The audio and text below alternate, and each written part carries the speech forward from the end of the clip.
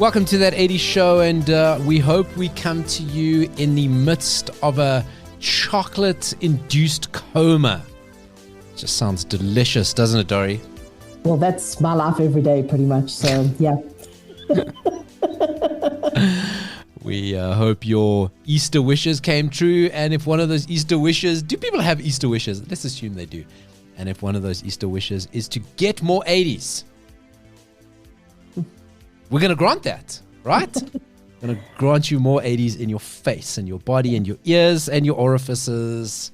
We are the Easter Bunny in tiny little shorts, headband, lycra, neon things around its wrists. Basically, we're that. Basically, we're all of those things. So, Dori, a few weeks ago, we went to go play with Legos, right? Right. So, Lego, what they do every now and again is they host these little competitions of where they say to people, listen here, we're looking for new Lego sets. We got to make the money. You know, can't eat Legos as the Lego Corporation. We got to make money out of Legos. So we want you to actually submit ideas for Lego sets, and they open it up to the community, and people do. And each time they do it, there's a theme. And of course, the theme for this round is 80s stuff.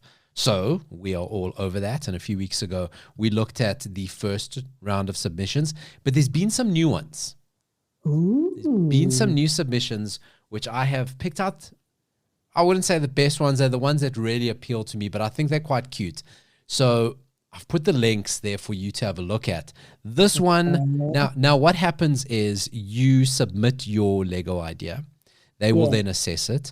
You actually, last time we spoke, I said you didn't get any money. You actually do. So you do get prizes. So they give you certain very exclusive Lego sets. You do get nominal prizes. But if your Lego set goes into production, you get a percentage of the revenue of it, right? Ooh, yeah. That could be really good. So, but it's capped. In the T's and C's, it's capped to like $10,000, which is still not bad. That's still not bad. I'll take $10,000. I'll take 10,000 Rand. Oh, I'll take 10,000 Zimbabwean dollars. Jeez, wow. We actually giving back the money. So the only rule is it can't be existing Lego IP. So it can't be something they're already making. So no Star Wars. What else do they make from the 80s? Back to the Future. They do a lot of Back to the Future stuff. It has to be something that they don't make, right? So my favorite ones, first one is a Thundercats Lego playset. It is so cool. I love it. It is the Lego playset. Plus, remember the Thundercats used to have the Thunder Tank, that massive tank they rode around in. Yeah. So it's that you build, plus all of the Thundercats in Lego format, which I'm loving. Very, very cool. I'm loving. Lino's Sword of Power is huge. Okay, but so that is a great one. Thundercats Lego. I feel they missed that because they call the thing Thundercats Ho. Thundercats Lego. Like that's, I mean, guys, let's work harder here. Let's work harder. No, it doesn't say it anywhere in the description. Let's work harder. Thundercats are Lego. Yeah, exactly. The next one I love, Nanu, a Mork and Mindy Lego playset. So cute. I love it. Little Mork, little Mindy. Even if you look at Mork's face. Now, of course, we remember Mork and Mindy, the 80s sitcom, Robin Williams' first really big moment, and he played an alien from the planet. Was the planet called Nanu? I don't remember. I don't know. Maybe. I think he came from the planet called Nanu. And now, of course, it's the alien, Robin Williams, hilariously trying to navigate Earth, fish out of water. But even if you look at his minifigure, he's even got that little smirk, great detail, and the jersey and suspenders. Fantastic. Very, very cute. Even to the point, remember he slept upside down in the closet? You remember that? Yes. Okay. He slept upside down in the closet, and I remember that from seeing it in they've got that. You got the little closet that he sleeps in. Even he arrived in an egg in a little suit, and they've got that. I see the egg. It's very cute. Yeah. So great detail. And then this one, not a minifigure, but more something that you'd build, Magnum's Ferrari. I like Magnum's Ferrari, but I would prefer it if Magnum was there too with his mustache. A little Magnum minifigure. And Hawaiian shirt. Yeah. I mean, why not? Yeah. Where's he? I think we could do that. I think we could have a little Magnum minifigure. So they are. What's winning so far? I didn't check on that, but we'll keep you updated once the winning one is announced. We will keep you updated. The deadline? Isn't it soon? It is soon. I think haven't submitted our Lost Boys. No, we haven't. But I'm having second thoughts about it now that I've seen the competition. Because there's another Magnum one of Magnum what's his name? Higgins' house, and there is a little there is a little Tom Selleck Magnum. Oh, the dog's there. The dogs are there. Apollo and Zeus. There you go. That's gonna at least beat the car. Yeah. So this one has got its Higgins' house, including Magnum's little beach house. It has a Ferrari, but it's got a little Higgins, a little Tom Selleck, and Apollo and Zeus. So, yeah, this one's strong. This one's very strong. Okay. So we'll keep you updated on that, find out who gets the monies, and maybe we will submit. Who knows? Who knows? It's very competitive in this world of Lego. Now, Dori, everyone's talking about AI, normal people are talking about it, how they, use it in business. Lunatics are talking about it, about how they create deep fakes about poor princesses having non-existent AI cancer, right? But AI is also fun if you know how to use it. So have you ever heard of a AI platform called Suno, Suno? No, I haven't. Okay, so it's one of those that's actually very fantastic in that you just put in a few words and it makes a song for you, right? So all you have to do is give it a sentence, a description, what you want the song to be about, what style you want to be it in. It then produces within 5 minutes a short song, 2 verses and a chorus, in your preferred style. Even has cover art, okay? It then creates a library for you. You can then post it to the community, have your songs rated. It is a lovely little time waster, fantastic little time waster. So I come across this, right? And of course I go, well, we are an 80s show. We stopped playing music. We used to have a streaming radio show where we played music. Of course, in the podcast, we can't play music that we don't own. But of course, here, who owns this? So of course, one. The robotic overlord owns it. Exactly. So one day they will sue us, but until then, we will play it. So, and also the song is created out of my imagination. Right. So on that 80s show, there's certain running themes that we do talk about, and there is a certain 80s action hero who's got a specific body part that I'm very obsessed with. On nipples body parts. They are, right? They are. Of course they are. Dolph Lundgren's nipples are huge. They're absolutely enormous. And I thought, what would a song about a synthwave, a synthy upbeat new wave song about Dolph Lundgren's nipples sound like? Okay. So probably the only person on earth who's wondered that. That's why I'm saying. Well done. That's why I'm saying they can't. This is my song. This comes out. That's a very niche topic. So I'm going to play you the song, Dori. What I've done is you will see there on the running order, there's a link for song lyrics 1 and song lyrics 2. I want you to click on song lyrics 1 because I want you to follow along with the song. We're going to click play now.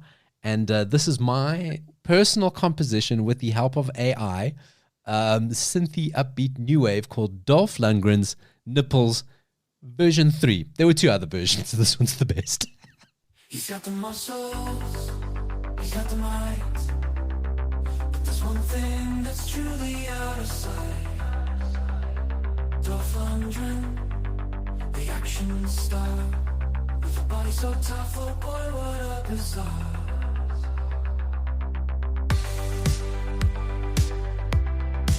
He's got the moves,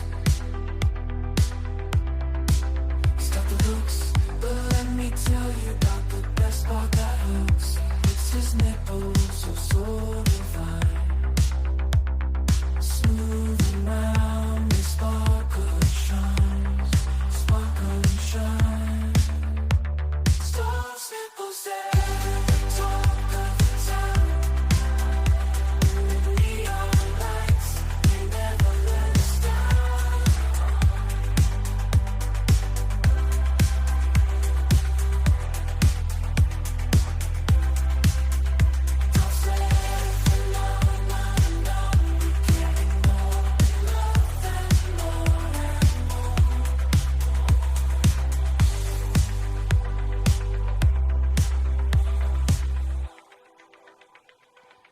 It's the never being let down in neon that I feel really added to the song. I am speechless. Fortunately, there's AI for that. Smooth and round, they sparkle and shine. Sparkle and shine. Some fantastic lyrics in there. Dolph Lundgren with a body so tough. Oh boy, what a bizarre. What a bizarre. But this link says the song is called Dolph's Nipple Blues. Yes. Which I much prefer than your version of what you called it. What did I call it? I don't know, the Dolph's Nipple song version 3. Oh, okay. No, that's a synthy upbeat new wave. Yes, it is called Dolph's Nipple Blues. So that is the one song. I wrote various versions, but that is the preferred. What do you think, Dori? Hit? Top of the hit parade? I'm speechless. I don't know. I mean, it's a terrible song, but it's a very funny song. A lot of people are anti-AI. I don't know why. I mean, even though we're an 80s show, I love new technology. I'm very for AI because it enables great artists. Because you see, I don't have any musical ability, right? But thanks to AI, I'm able to untap that and potentially have created one of the best 80s songs ever, right? Right. Certainly never been a song on this topic. So I start wondering, okay, what else could I write about? What else could I write about? And we were talking about Magnum earlier, which was quite apt. And I wondered, if Richard Marx had to sing a love song about a love affair between Magnum PI and Knight Rider, how would it go? So Specifically Richard Marx? Specifically Richard Marx. You've got to work around because once you put another artist's name, it doesn't generate a song because obviously it doesn't want copyright. So I had to kind of lead it into a Richard Marx space, which I think I did. It gave me a song called Nights of Love. Okay. With a K. With a K. Right, with a K. Knight Rider. Genius. I think you could do with more work to get more 80s. It is quite it's quite timeless, I think, but it's very 80s in its feel. So I present to you for the first time ever my second single. I think this was my hit. The first was kind of like, just testing. What is your name as an AI artist? What is your name? We can think about that while we listen to the song. I didn't think of that. But I feel this may become a reoccurring feature of now that's what I don't call music. Okay. But for the first time ever, world premiere, Nights of Love. In a world where danger looms around every turn, two heroes rise, their hearts of gold yearning to learn. Michael Knight in black, Magnum in a Hawaiian shirt, fighting crime, but love's arrow has begun to flirt. Michael's sweet car, the Night Industries 2000, Magnum's mustache, his Hawaiian shirt's 1,000. Together they ride in a blaze of glory, their love affair, a timeless story. Night and Magnum fighting side by side. Love's flame burns deep, it cannot hide. Their hearts collide, breaking down walls in this 80s love affair. They'll conquer all, conquer all.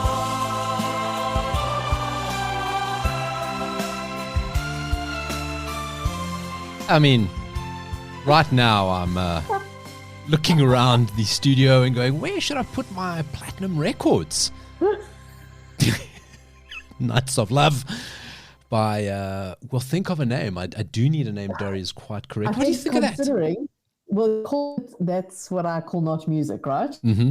And that was always various artists, so you should call yourself various. Ah, that's good. But not like the bargain bin ones, because sometimes yeah, this is all original music. Again, lyrics, Hawaiian shirts 1,000.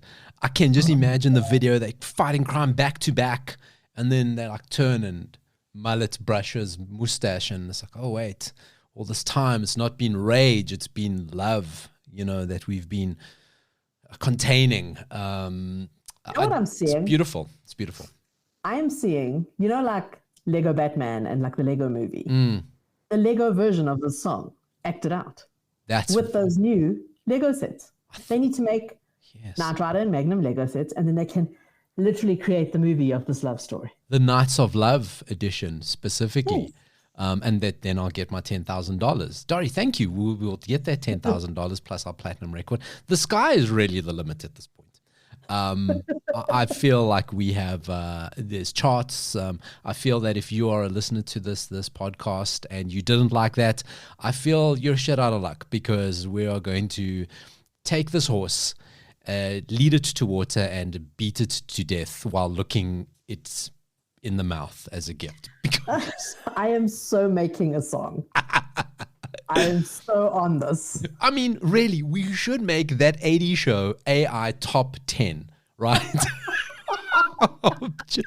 And a very Richard Marx. Time for not Christmas, just in time for Easter. Just in time. I can't. That's what I call not music. It's fantastic. Richard Marx, could you see that? That definitely came. I could definitely hear the Richard Marx in that. Yeah. I'm very, very pleased with what is transpiring here. I feel that we will look back on this day and go, I like the way it also makes an album cover. Oh, it's amazing. It's amazing. And this one needs work because it's got a skull. It doesn't feel like a love song. It looks like a bit of a metal album cover. It looks a bit not 80s enough. Yeah, I think because it gets thrown by rock, but it does have a kind of composite Ferrari in there. Yes. So it's there. It's learning. And that's AI. Something with a moustache, or is that supposed to be the world? No, that's something with a moustache. The world has a moustache. The world, yeah. It's learning. It's learning.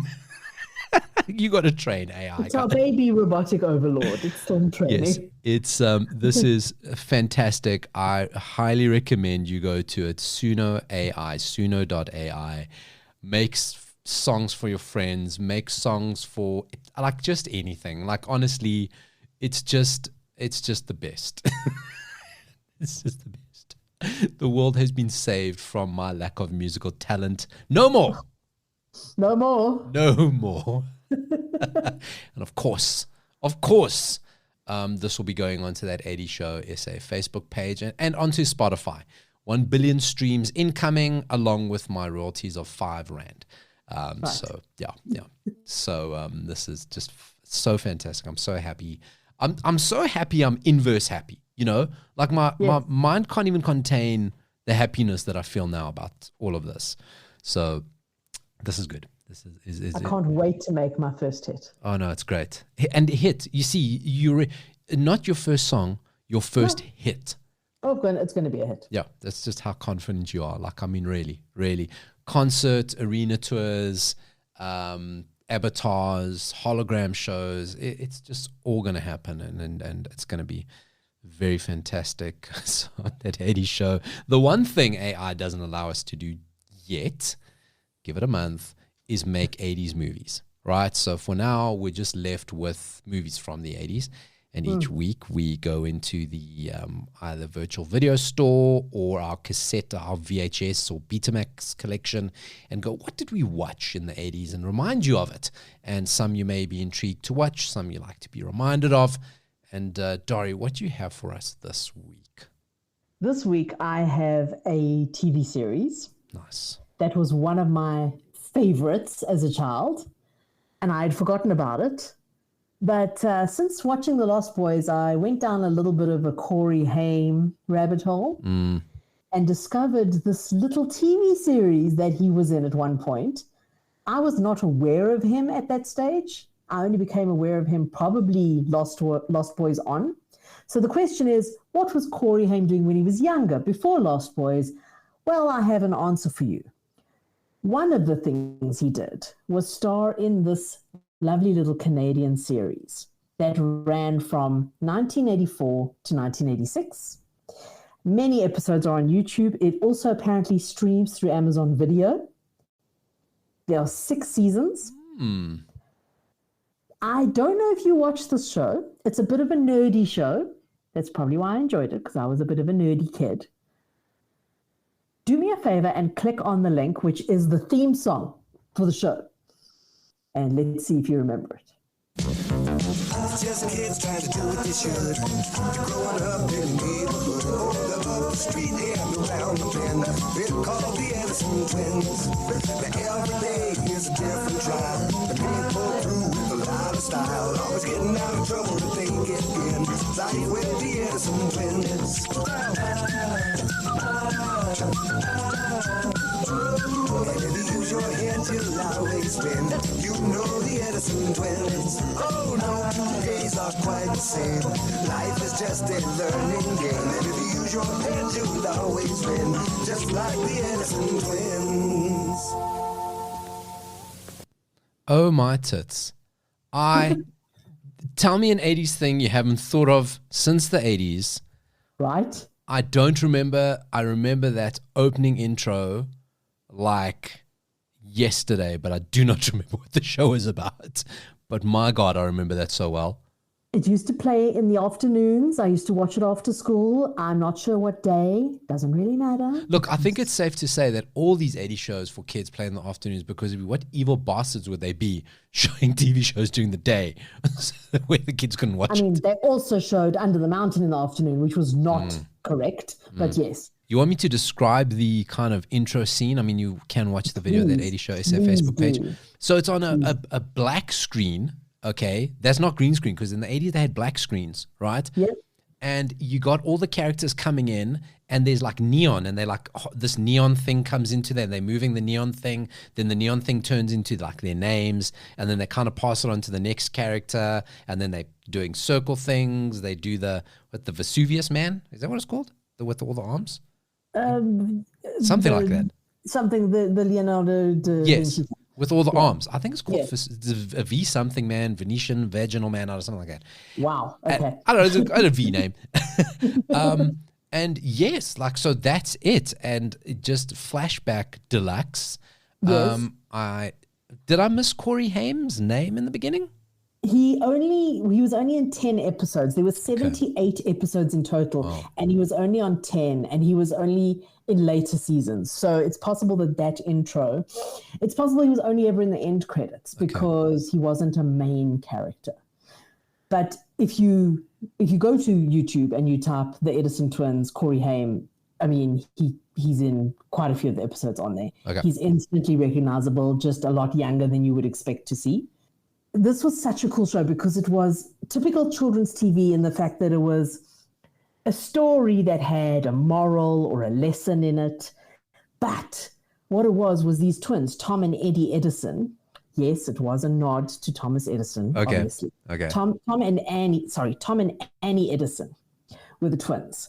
And they had a little brother named Paul. And so let me read what it says on Wikipedia. The show focused on the adventures of the main cast as they stumbled onto one problem after another, using Tom and Annie's scientific wit to solve the situation.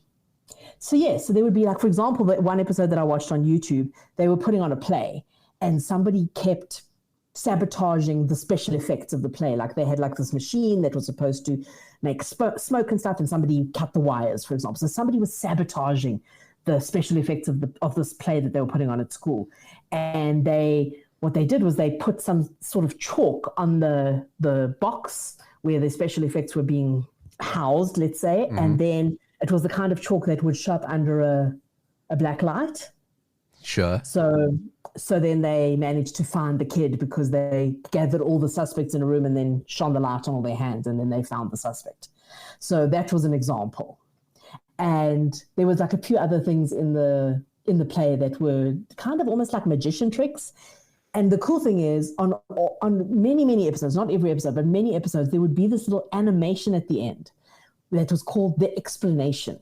And there was this mad scientist looking dude with big red Einstein type hair. And this little animation would explain the scientific things that happened in the show in a really cute way. But nice, it's and sort of really educational as well. Yeah. Really fun show. These people, none of them except for Corey Haim, pretty much did anything afterwards. None of them did anything. I mean, they did some stuff explain the robot. There was like, I see an image of like a robot-y type thing. Like looks like it's a Weber Bry.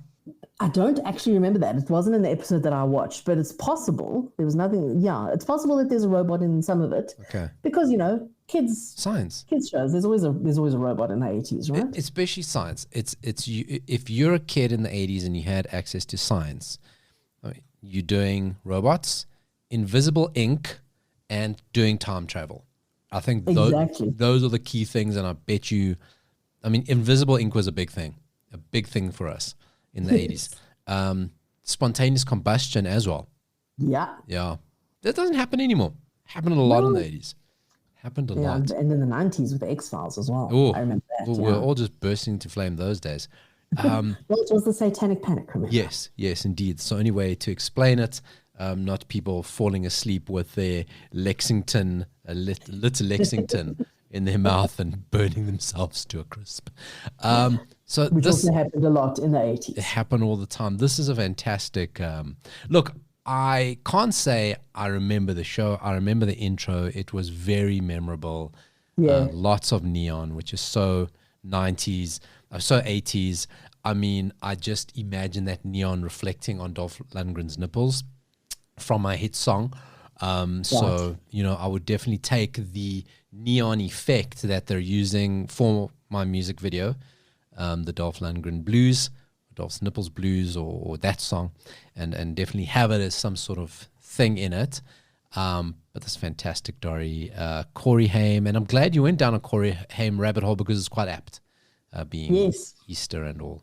So that's pretty good. Exactly, and there might be more Corey Haim movies to come in the near future.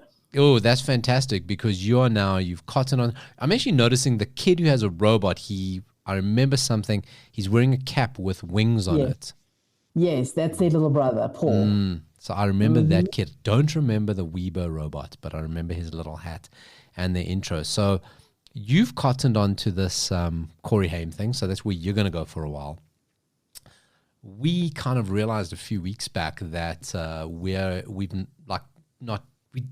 never even spoke about Whoopi Goldberg for whatever weird reason. She's just like kind of reverse Mandela effect us. We forgot about her. Yeah. And we did did probably her biggest movie from the 80s, Jumping Jack Flash. It's been quite interesting going through her movies of like why we forgot her, because she was so like memorable in the 80s. So she did Jumping Jack Flash, and then she did 2 or 3 other movies that kind of, and at the time really slammed, because I go, you know what you've done here is you've got this kind of generational comedian, probably the best. At the time people were saying this is like the best first superstar African-American female comedian. She's she was like, they were just like, there's never been anyone like her. She eats up the screen. She is superstar. Jumping Jack Flash was a phenomenal launching pad, and they just gave her shit movies thereafter. Oh no, Burglar was very funny. Well, that's my movie for this week, is Burglar. Yes. And only up until Sister Act did they say finally she'd been given a movie that is worthy of her. That kind of like waited years to give her this movie. So my movie this week is Burglar, which is her second movie after Jumping Jack Flash. It is very funny. It doesn't feature the line "fuck a duck," but still, hell of a lot of swearing. So many. She was a savant at swearing, Whoopi Goldberg. Fast talking. Again, a lot of scenes where she's by herself, just talking, right? Yeah. So the story goes, she's a ex-house burglar, trying to be reformed, trying to live the straight and narrow, runs a bookshop. Right. But she is then blackmailed by a cop who's played by G.W. Bailey. G.W. Bailey, of course, is Lieutenant Harris from Police Academy. And he blackmails her and says, listen, you got to go back and, I've got some information on you. And at the same time, a dentist also says to her, the whole blackmail story, it's 80s. Don't worry about how they get there. She's got a whole bunch of jewelry at her ex-husband's house, and she wants Whoopi Goldberg to break in and go steal it back. While Whoopi Goldberg is in the house, she witnesses a murder. Okay? Ooh. Yes, I remember it now. Yes. And then now, to clear her name, because she's going to be linked to the murder. She's got to solve the crime. And it then gets into the upper echelons of society, high society, whole story, whole thing. Whoopi Goldberg's fantastic. As much as this is supposed to be a little bit of a few weeks where we're talking about Whoopi Goldberg movies, unfortunately, I'm not going to talk about Whoopi Goldberg. No, you're not, because you're going to talk about her co-star. Yes. So, of course, there is a Police Academy alum in it, Lieutenant Harris showing up. And I'm like, that's great, Lieutenant Harris. This is between the two.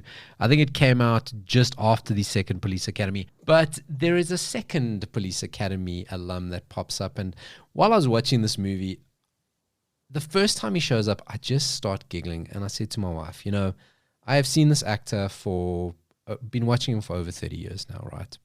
Yep. He is one track. He's just got shtick.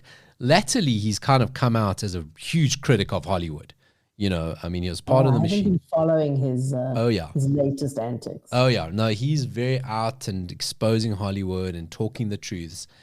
And I loved him. I loved him as a kid. And the first time he shows up in this movie, I just giggled.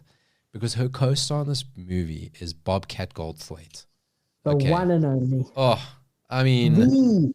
The Police Academy alumni. If you're wondering... apart from Steve Guttenberg. Listen, Steve Guttenberg was great. But, really, Bobcat Goldthwait, if you're wondering who he is, he played Zed. He's the screaming guy. The screaming guy. Yeah, that's it. In Police Academy as a gang member, then became a cop, but he was just so unorthodox. His whole Bobcat shtick was just that screaming wild man thing. And he is let loose on this movie to do whatever he wants. Okay. He's like in a handful. He's with her. He hangs around with her. He's a dog groomer. Of all things, that's his character. But there is a scene where he's being interrogated by the cops. And you can see it is completely unscripted. He just goes off. There's a really good cast in this because John Goodman's in it and he's one of the detectives as well. And John Goodman's now interrogating him. And even John Goodman, you can see, is just like as good as John Goodman is, he can't keep up with Bobcat in this scene. It's kind of like they're going off script, but Bobcat is just being like full on leaning into it. There's another scene where he's in a bar trying to pick up women. It is hilarious. Bobcat is the best. The first time he shows up, I just giggled. Whoopi Goldberg, so she's great. She goes also doing all the Whoopi Goldberg stuff. Clears her name in the end. Of course, there is a hooker involved at some point. Allegations of the husband was gay and he didn't want it to come out, and that's why he killed the guy. And the whole thing. It's a whole thing. Because it was such a scandal in those days. Whole 80s thing. Murder-worthy. Well, it was exactly murder-worthy. I think he was covering up crimes, but he was also like, well, I can't let this get out.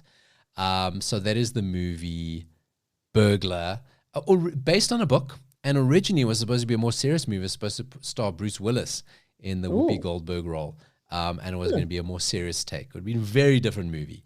Where can one watch it? So it's around. It's on all the streaming platforms. Once again, if you're an adult, you know how the internet works. Is it on Plex? It's not on Plex, disappointingly. It's not. It's not. Listen, I actually stopped watching Plex because I started getting very weird emails to go that there's a package waiting for me and I just have to pay the courier fee. I don't know if it's related, but it kind of started happening the same day. So sounds about right. I don't know. I'm just saying it was a coincidence. So Dori's TV show recommendation, The Edison Twins. Learn science, guys. Science. Yeah. Science is fun. Yeah, science is fun. And then my movie Burglar, the second in my Whoopi Goldberg series. Next week, I'm either going to take on Fatal Beauty or The Telephone. I don't remember either of those. Oh, well, which one should I go for first, Dori? Fatal Beauty or The Telephone? Telephone sounds interesting because I don't remember that at all. We'll do the telephone. I don't remember either. We'll do all four eventually, but we're going to do that. This is The Burglar, also known as Bobcat Goldthwait, is hilarious, and I love him. It just never gets old with him. It just absolutely never gets old. I love it. I love it. It's just like The first time you see Bobcat Goldthwait, he's so unhinged, and you as a kid are watching that and you're going, God, I love that. God, I just want to scream in someone's face like that. So we big fans of Richard Simmons, you and I. Bigger fans of Dr. Phil Jaffe, the real fitness guru of the 80s and 90s. But Richard Simmons popped up in the news again because Paulie Shaw wants to make a movie on his life. Richard Simmons was the 80s fitness guru, sweating to the oldies. You know, he built a fitness empire. And reading the story I'm about to tell you was actually why he actually blew up is because his gym was the first gym for people who didn't look like they needed to go to gym. It was just like a normal person's gym, where in the 80s, gyms were only for good-looking, buff people who already, you know, basically like pickup joints, really. And his gym chain was about, no, we're gyms for everybody. Like, what's the point of going to gym when you look like that? Like, normal people can come here. And that's kind of why it exploded. He did home videos to classic 80s movies. He had a cooking show, food range. He was just the guy. He had home exercise equipment. And then he just disappeared. Just completely. Yeah. But like, I'm not saying just slowly became irrelevant. Just overnight disappeared, right? So Paulie Shaw became obsessed with it and wants to make a story about his life, wants to make a biopic. There's a resemblance between the two of them. Huge resemblance. When you actually see pictures of Richard Simmons, you actually go, geez, they're the same person. It's actually, I would definitely, it's actually crazy. I would kind of find out what was happening the kind of 9 months. Where was Richard Simmons 9 months before Paulie Shaw was born? Like, that's kind of like, that's the how similar they look. Did he visit Paulie Shaw's mom's comedy club? Was there a thing? That's how similar it is. That'd be a great. How old is Richard Simmons now? Do we know? So Richard Simmons is 75. I'm looking 75. At this article. 75. So he could easily be Paulie's dad. I mean, really. If we were those sorts of people, we'd do an investigative podcast where we could uncover, is Paulie Shaw Richard Simmons' dad? Or the other way around. That'd be a fucking great podcast. Okay. So he just disappears. So to the point people go, where did this guy go? Where did he just disappear to? Some crazy stories emerged. Absolute lunatic stories. Firstly, Dori, I want you to scroll through this article. So Richard Simmons actually he had a weight issue in his teens, right? Okay, yeah. If you scroll through the article, there is a picture of a man he was playing a peasant, okay? Oh my goodness, I see it. Yes, that is not your mind's eye of Richard Simmons. We'll put that photo up, that 80 Show essay. Richard Simmons, we know him as this really fit little guy, and this is quite a bigger gent. So it's like, that's him. He had weight issues, got bullied over it, and then that's what caused him. He says, no, I've got to turn my life around, and went full on into fitness and diet, etc. And kind of had empathy with people going, you know what, it's okay. Let's just work through this together. I didn't come from a place where I was genetically blessed. Like, this can happen, right? So at one point, what was he? Yeah. So then after that, he dropped down dramatically his weight at about in his 20s to 60 kilograms, which is like, that's not great. That's not healthy for a grown man to weigh that. Then of course does the fitness thing, disappears. So people now start throwing crazy conspiracy theories around, right? One of them is that he had a gender reassignment surgery and was now living life as a woman. Okay. Mm-hmm. Yeah. That was one of the stories. The other one was that his housekeeper had used witchcraft and trapped him in his house. Yes, I listened to the podcast about that. Right. So, crazy story, of course, totally not true. The more likely story was that he had to have knee surgery, hip surgery, and kind of like left him incapacitated. He didn't want to be seen in public like that. A lot of confidence issues. He was seen once had to appear in court, but nobody saw him. He had a blanket over his head. And he makes an announcement. This is where he pops up in the news recently, So the two, obviously, the one thing you said earlier in the year is that I know Paulie Shaw's going around saying I've given permission to make the movie. I have not. I do not want the movie made on me. I do not want attention on me.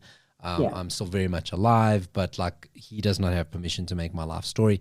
Anything is unauthorized, right?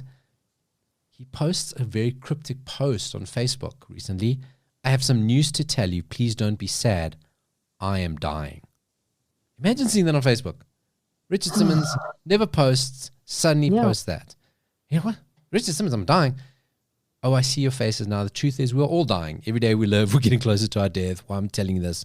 Oh, it's a great message. Live your life to the fullest. But I go, wow, guy, you know, it's real clickbait there. Richard Simmons, you still know how to play this game. But then he does, it forced him to then come out and say, okay, listen, I have to tell you, I'm not dying. I've recently had skin cancer was found. I had a bump under my eye. It's been removed. Everything's all good. But, you know, life affirming moment. Live life to the fullest. I'm still not coming out to see you, and Paulie Shaw's not making a movie about me. So that's a Richard Simmons update. That's the latest. Way too much. Wow, that is a serious update. But I mean, the outcome of that podcast, which was called Finding Richard Simmons, because the whole point was, where has he gone? Why has he disappeared? And the outcome was that he wants to live as a recluse. He's not being forced by his evil housekeeper, etc. I mean, who knows? That was the outcome. That was that he is doing this willingly. He wants to be left alone. He's okay. Just leave him alone. And I think, you know, why is that wrong? Because, you know, I think we're in a society where you've got celebrities who just do not let go of the limelight. They would just like hang on to it no matter what. And partly it's great for us because a lot of them are from the 80s and we need content. We say, please don't go away. But there are so many celebrities that just go, no, I will not. I will rage and rage and rage. I will never not be relevant. When they can freeze my body, they freeze my body. Even if they freeze brains first, they freeze my brains. I'm coming back. And to just have somebody go, you know what, I had my moment. I'm an old man now. Leave me alone. Like, I'm fine. Just be fine with me being fine. Exactly. You know, and that's okay. It's okay. Madonna, on the other hand, don't do that. We need Madonna news. We always need Madonna news. David Hasselhoff's been too quiet for my liking. So Madonna, we need him. He's been very quiet. Very quiet. Yeah. Last he was making a train show. Maybe the train went into the Bermuda Triangle. That was another big thing in the 80s. Bermuda Triangle. Sure. We loved that. Where's it gone? It was never there to begin with. It went into itself and disappeared. Yeah. Yeah. So, sorry. A mouse walks into a bar, right? That bar just so happened to be Cheers. So I want to tell you, crack.com find this weird article about the time Mickey Mouse appeared in, of all TV shows, Cheers. I do not remember that. Now, you think about how sanitized Disney content is now, right? Even watching Disney Plus, and I like to go back and watch the older stuff, you know, when we were kids, because they got like the whole archive of old Disney cartoons. They've been sanitized, and in some parts, rightly so. But you're like, even in some movies, certain parts are cut out because you're like, well, hold on a second, like Big. The whole part about kind of like the older woman sleeping with Tom Hanks' character and that whole play, it's been changed on Disney Plus. It's still there, but it's not as overt as it was before. It's just Disney. That's just what Disney do. So they go, it's weird. It's very weird. The version of Big on Disney Plus, that whole angle is kind of like there, but not there. And you only get it because you're like, oh, wait, there was a bigger thing in the movie. So for Mickey Mouse to appear in Cheers in a bar, that was very weird. Okay. Now, yes, I would say it's weird. You know, so it was just after Who Framed Roger Rabbit. And everyone was like, people love seeing cartoons in real life. We got the technology. We got to do more of this. Mickey wasn't underage, you'll be happy to know. It was to celebrate his 60th birthday. And they thought, what a great thing we're going to do is to do a crossover with Cheers. Okay. So in this particular episode, Mickey Mouse walks into Cheers, hops on the bar stool and says, I want a root beer float, make it a double. And then listen to the plot of this. Okay.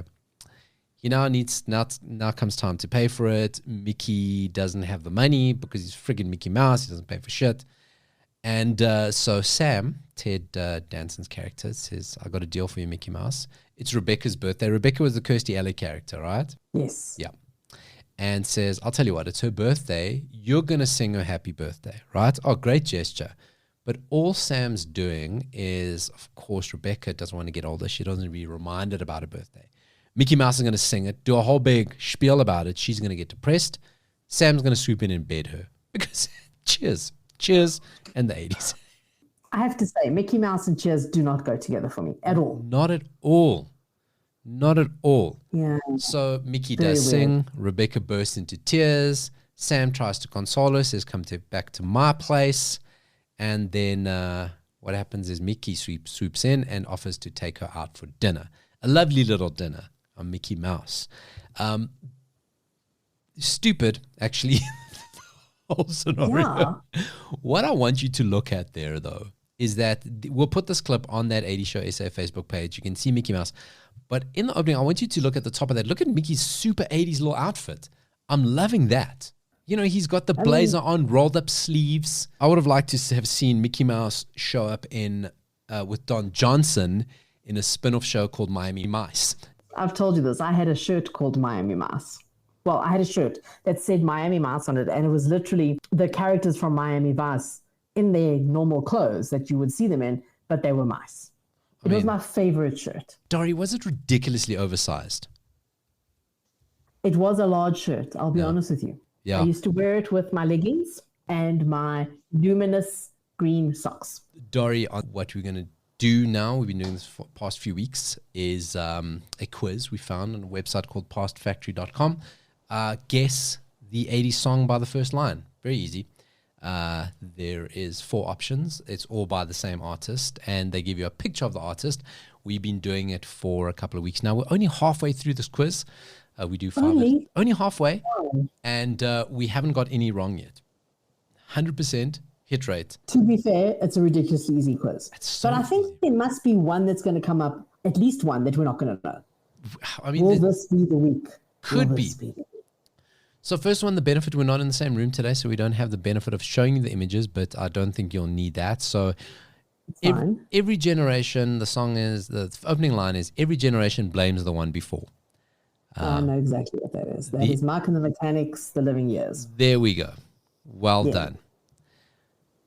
The next one is, this is going to be so easy, is Cyndi Lauper, an image of Cyndi Lauper. Lying in my bed, I hear the clock tick and think of you. Girls just want to have fun, true colors, all through the night or time after time. Time after time. Because clock tick. There you go. Correct. Well, I mean, I don't think that's the reason, but yes. Ooh, we got Hall and Oates next. Okay. These song options, I can't go for that. Sarah's Smile, You Make My Dreams, and Man Eater, She'll Only Come Out at Night is the lyric. Oh, Man Eater. This is very easy. You know, Dori and I, we're trying to engage and let you have a chance to guess, but really it's just, sometimes it's so easy we can't even help ourselves. It's just just falls out of our mouths, you know? Yeah, no, nobody gets a chance except me. Ooh, Dori, this could be a difficult one. Ooh, okay. It could be a difficult one because it is a band. You don't know who it is? I know who it is. It is the lead singer of a band. How am I going to do this to trick you?